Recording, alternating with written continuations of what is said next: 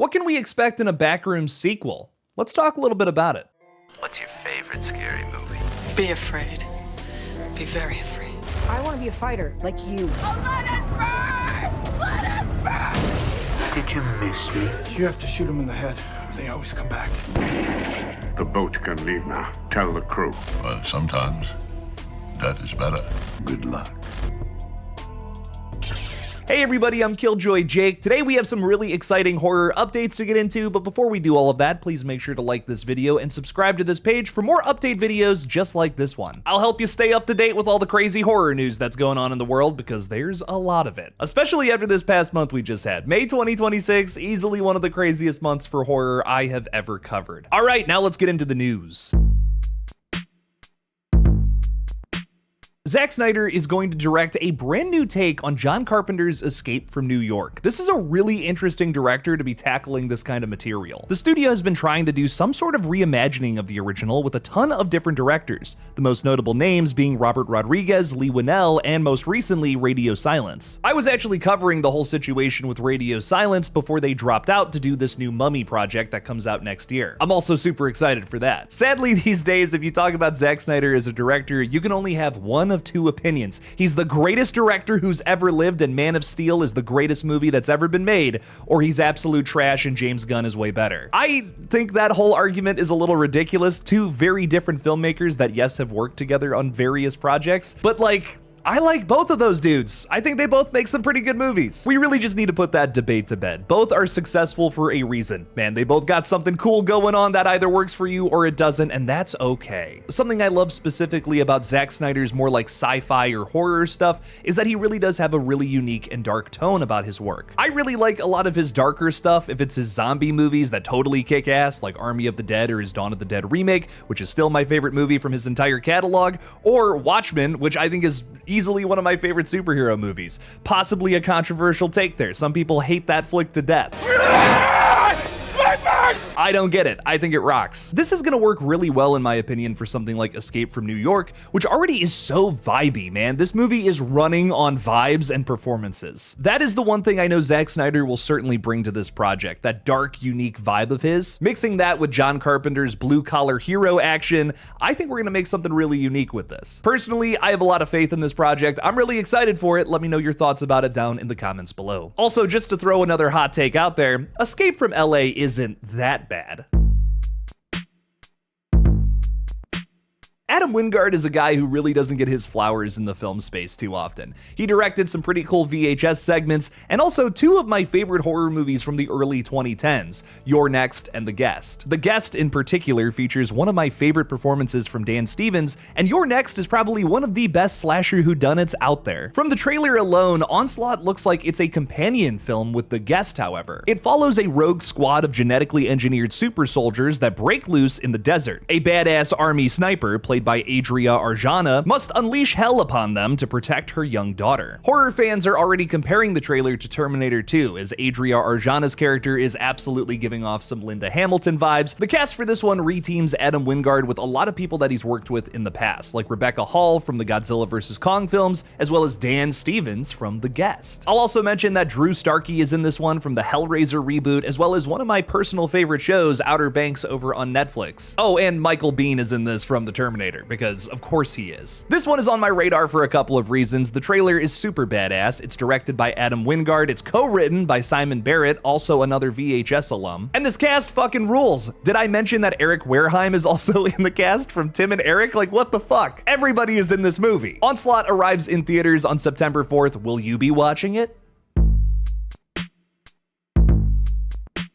The two big horror movies to talk about this month are Scary Movie 6, which I will absolutely be doing a review of later on this week, and Leviticus, which I'm going to be doing a big Everything We Know So Far video on. But on top of all of that, we do have some exciting VOD releases, like some stuff going to Shudder, as well as this Hungry Hungry Hippos movie on June 23rd. Just titled Hungry, the film follows a group of holiday makers who must fight for their lives against a rampaging hippo on the loose after becoming lost in Louisiana swamplands. Although it's set in Louisiana, this movie was shot in Thailand, which which I think is dope as hell. I would love to go there one day. But they're already doing some really exciting marketing for the flick, like driving around a truck with the practical hippo's head. On top of that insane marketing stunt, we also got this gorgeous looking poster for the film, which makes me even more excited for it. I love me a good creature feature, so I am really excited to watch this one. What are your thoughts on Hungry? Let me know down in the comments.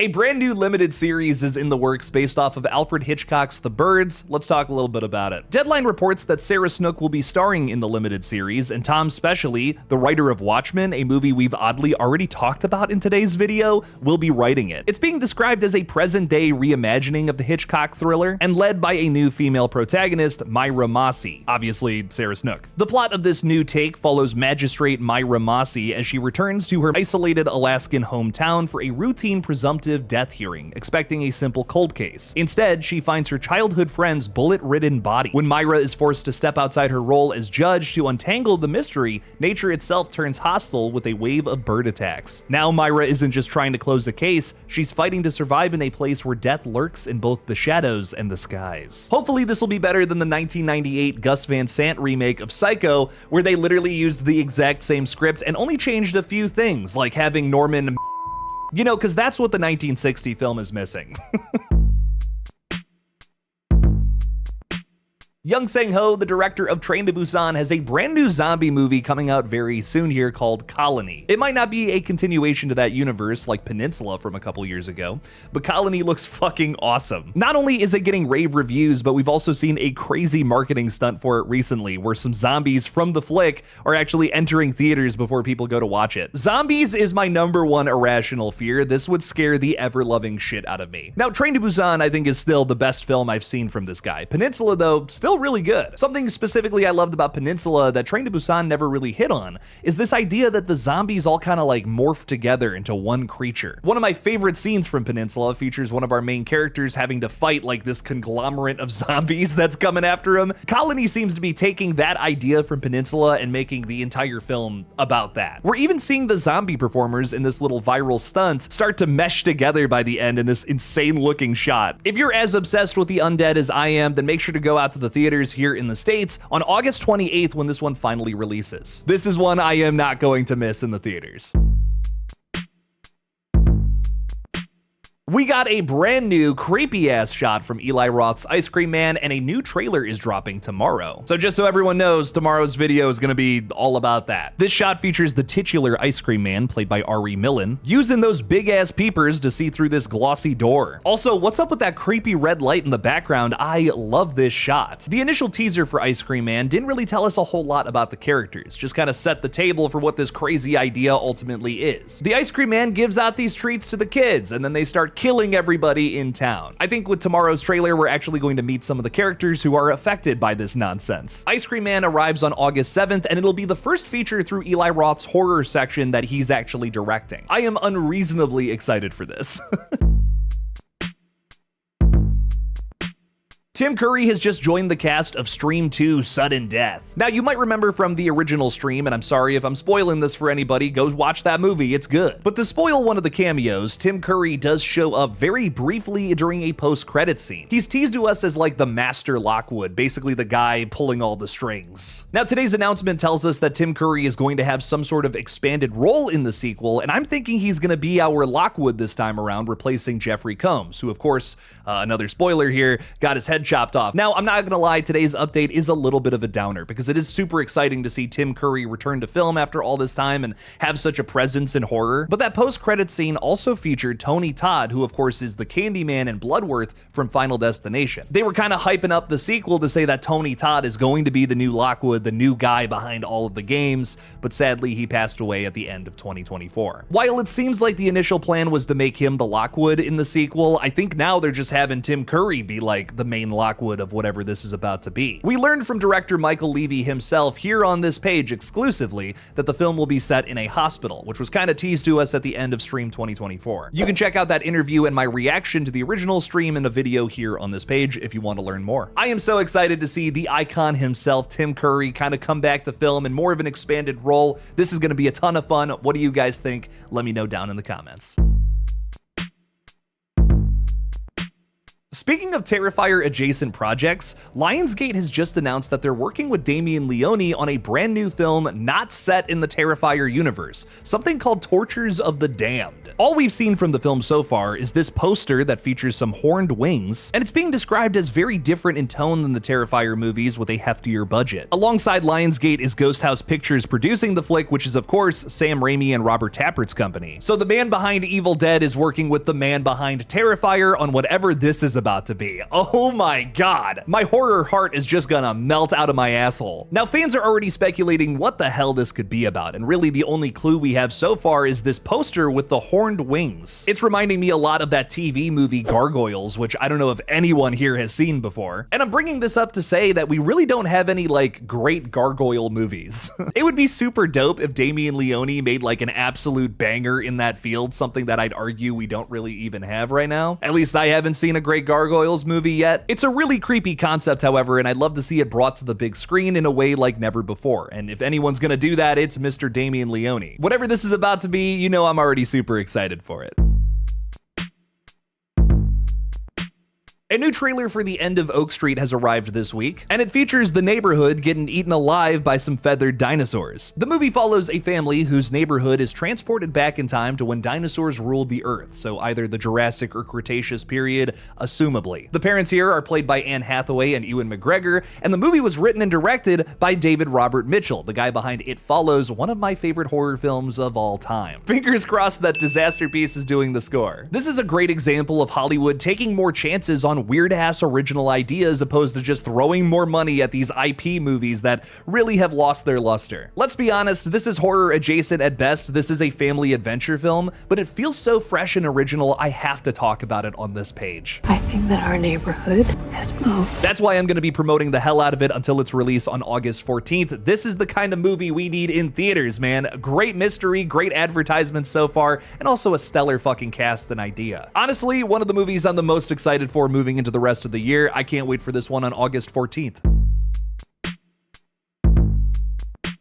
Evil Dead Wrath, the 7th installment in the Evil Dead franchise, has just wrapped over in New Zealand. Coming from writer-director Francis Galuppi behind The Last Stop in Yuma County, Evil Dead Wrath has wrapped production and posted this video of a clapboard sinking into some thick-looking blood. Something else to note about this video, as well as all of the advertisements for the 7th installment, is that it's teasing some sort of like old-school look about it. An old-school look that reminds me way too much of the DVD I had of the original Evil Dead as a kid. Now, the vibe with the Evil Dead franchise has been something very different than a lot of other franchise continuations out there that have all kind of followed the same mold of bringing back legacy characters as well as having like a whole new set of young people to attract a young audience, whatever. That doesn't really work half the time for me and makes for movies that are very convoluted and way too damn crowded. The Evil Dead series, however, has been fucking killing it in terms of concept and execution by getting young up-and-comers who are hungry for making a good movie. So far, the franchise has 5 excellent fucking movies, a 6th one on the way this summer that also looks great from the trailers, and now Evil Dead Wrath looks to be another original film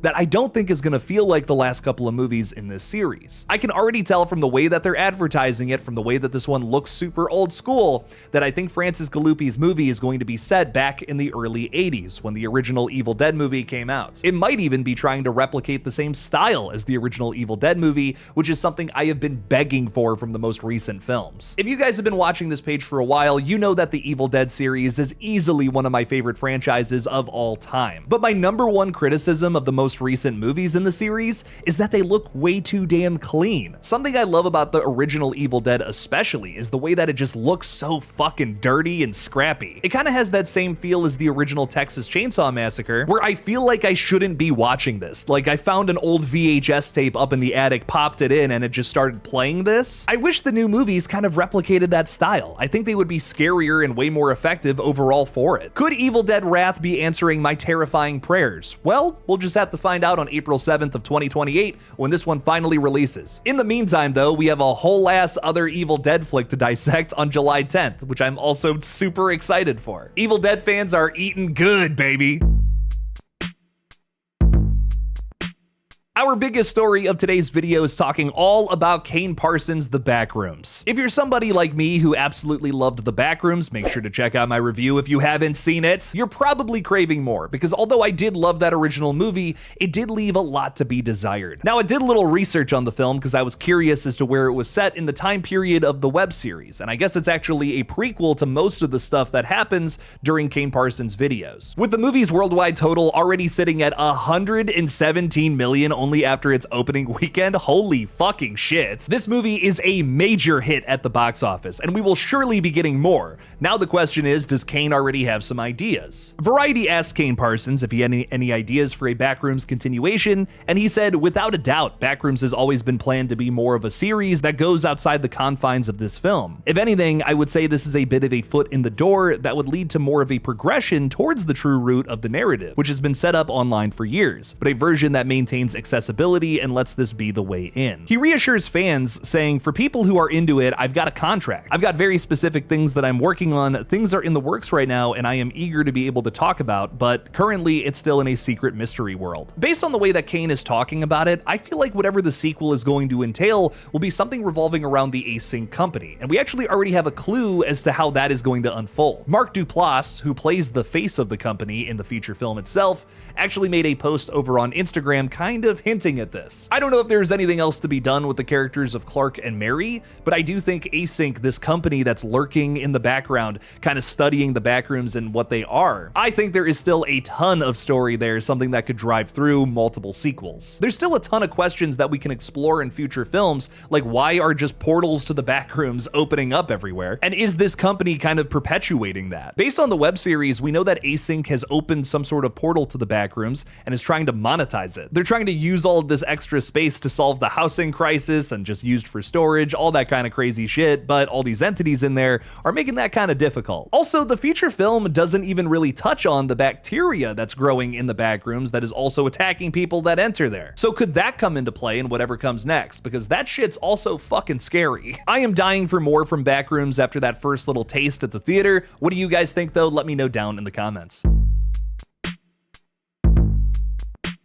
We have one more little update for you all. We may have just found a release date for Scream 8 based off of Paramount's release schedule. So there are currently two different dates that Paramount Pictures has times to release untitled horror films. That is July 16th and October 1st of 2027. So could one of these release dates be for Scream 8? Honestly, I'm hoping not, because I really think that whatever they do next with Scream 8, they have to figure out some people behind the camera and give them as much time as they possibly need to formulate a good story. Clearly, with all of the behind the scenes drama, Scream 7 was rushed. I mean, we even heard from director Kevin Williamson that the idea of setting the opening sequence at Stu's house and burning it down was a last-minute idea, and I feel like in the film itself you can definitely tell. There's only a very loose thematic connection to the events of that opening scene to the rest of the film, and it just feels really tacked on. It's a cool scene and we got some great kills out of it, but I kind of need more than that in a Scream film that is typically very thought out and very planned from the beginning. With new creatives entering the ring for Scream 8, I just hope that they take their time to formulate a good murder mystery and something that feels fresh and inventive, like most of the other Scream movies. Keeping my fingers crossed that they take their time on Scream 8, I am willing to wait. I'm willing to wait until like 2028 and even beyond that if it means we get another good Scream movie. Take your time, Paramount and Spyglass, we'll be waiting. How do you guys feel about today's updates, and which thing had you the most excited? Let me know down in the comments below.